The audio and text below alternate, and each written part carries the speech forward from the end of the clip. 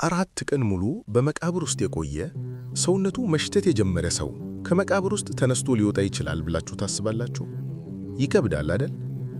አንዲት ሴት ግን ይህ እንደሚሆን ታምን ነበር። ዛሬ የምንነግራችሁ የመጽሐፍ ቅዱስ ታሪክ በለቅሶ ስለተጀመረውና በታላቅ ሳቅና ደስታ ስለተጠናቀቀው ክስተትና ስለ ብርቱዋ ማርታ ነው። እስከ መጨረሻው ተከታተሉን። ሙትን ስለሚያስነሳው ምስጢር ትማራላችሁ።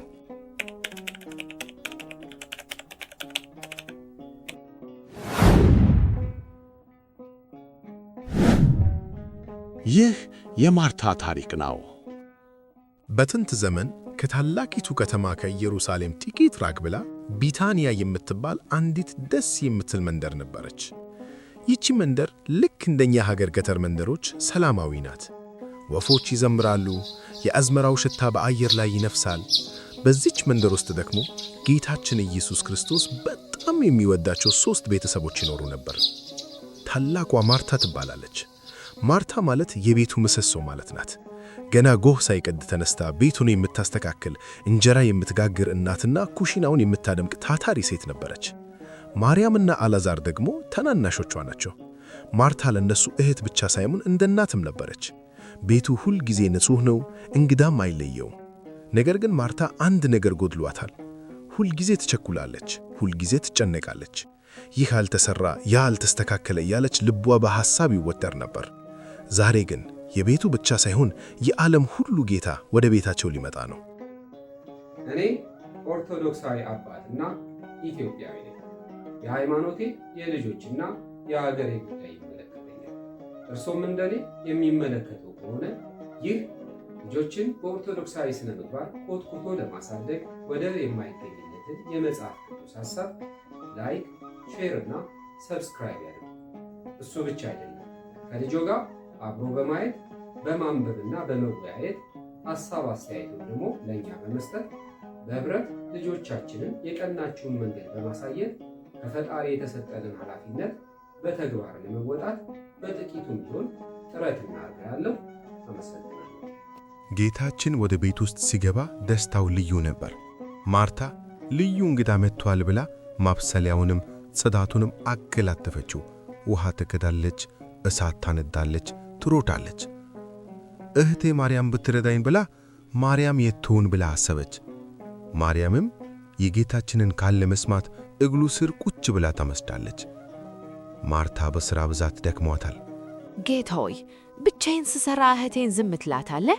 ንገራት እንጂ እንድታግዘኝ ብላ በቁጭት ጠየቀች።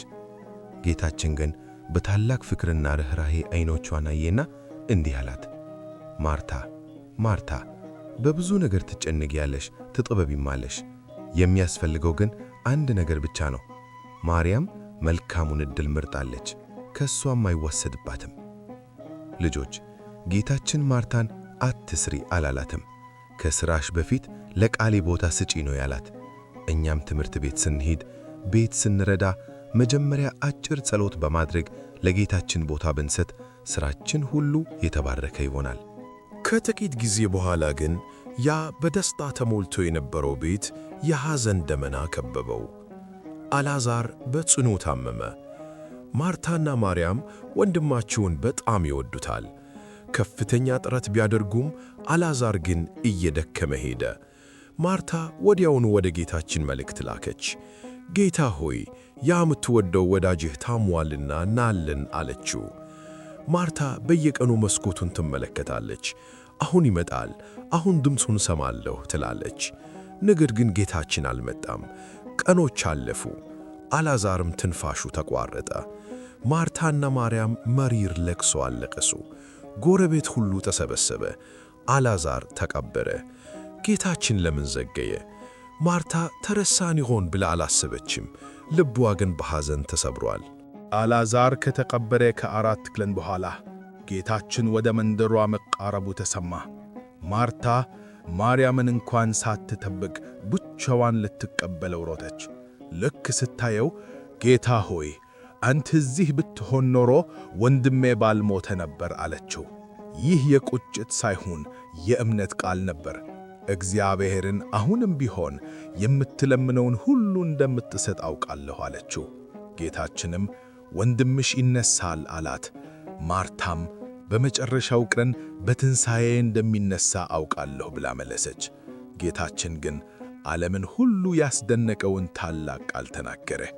ትንሣኤና ሕይወት እኔ ነኝ፣ በእኔ የሚያምን ቢሞት እንኳ በሕይወት ይኖራል።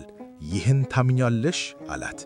ማርታም ያለምንም ጥርጥር አዎን ጌታ ሆይ፣ አንተ ወደ ዓለም የሚመጣው የእግዚአብሔር ልጅ እንደሆንክ አምናለሁ ብላ መሰከረች። ይህ የምስክርነት ቃል ማርታን ትልቅ የቤተ ክርስቲያን አርአያ ያደርጋታል። ወደ መቃብሩ ሄዱ። ጌታችን ድንጋዩን አንሱ አለ። ማርታ በሰውኛ ሐሳብ ጌታ ሆይ 4 ቀን ሆኖታል፣ ይሸታል አለች። ጌታችን ግን ከአመንሽ የእግዚአብሔርን ክብር ታያለሽ አላልኩሽም? አላት። ድንጋዩ ተነሣ፣ ድምፅ ጠፋ፣ ሁሉም ሰው ትንፋሹን ዋጠ። ጌታችን ወደ ሰማይ አየና አጭር ጸሎት አደረገ። ከዚያም በታላቅ ድምፅ አልዓዛር ሆይ ወደ ውጭ ና ብሎ ጮኸ። በድንገት በመቃብሩ ጨለማ ውስጥ እንቅስቃሴ ተሰማ። የሞተው አልዓዛር ልክ እንደተገነዘ በጨርቅ እንደተጠቀለለ ወጣ። ሞት ተሸነፈ። ሐዘን ወደ ደስታ ተቀየረ።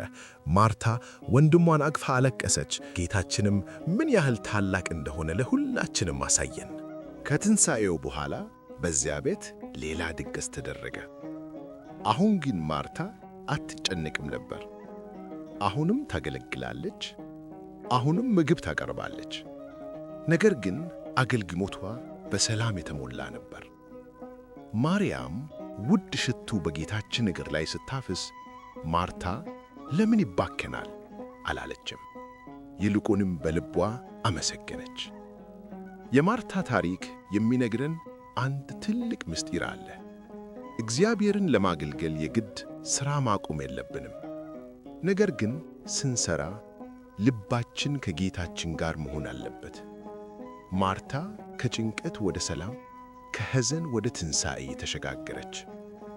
እናንተም ልጆች በሕይወታችሁ አስቸጋሪ ነገር ሲገጠማችሁ ወይም በሥራ ስትወጥሩ እንደ ማርታ አንተ የእግዚአብሔር ልጅ እንደሆንህ አምናለሁ በሉ። ያኔ ጌታችን በቤታችሁና በልባችሁ ሰላምን ይሰጣችኋል።